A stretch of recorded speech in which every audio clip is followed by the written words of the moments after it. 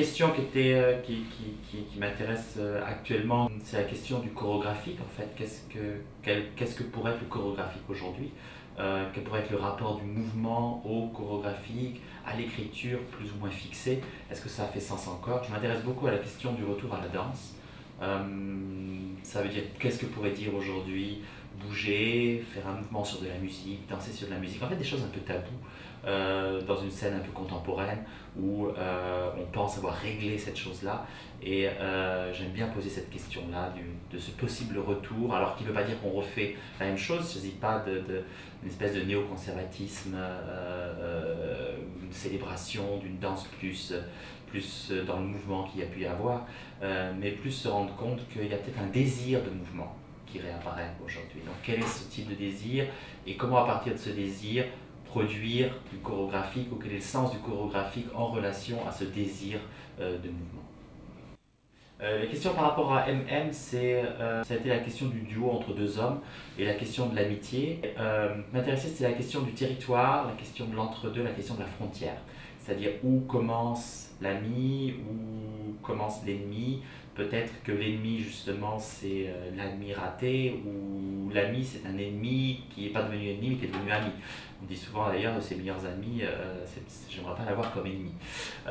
Donc il y avait quelque chose de cet ordre-là, où est la frontière entre deux personnes dans une relation où elle peut basculer, où on ne peut plus trop reconnaître en fait de quel ordre la chose est, il n'y a pas de frontière très claire.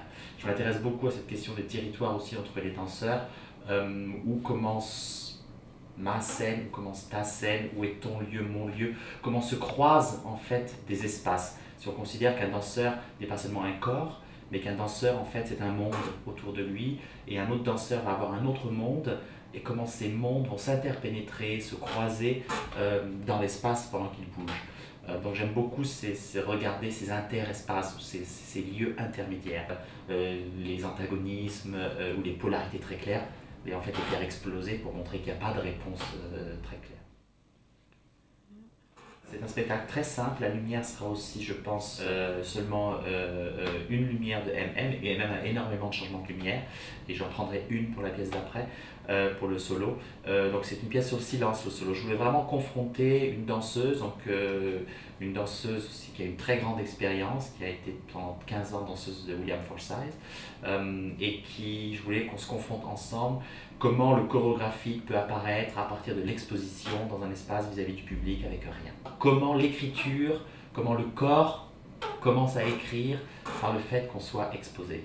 Donc je voulais à tout prix une exposition totale, donc sans musique, sans lumière changeante, sans costume particulier. Et je crois que c'est un jeu dont on travaille avec Roberta, c'est le travail sur le sol, qui est très très présent dans le solo, comment elle, dans une relation particulière au sol, pose justement la question de la relation au spectateur, de la relation dans la mise en perspective de son corps vis-à-vis du spectateur.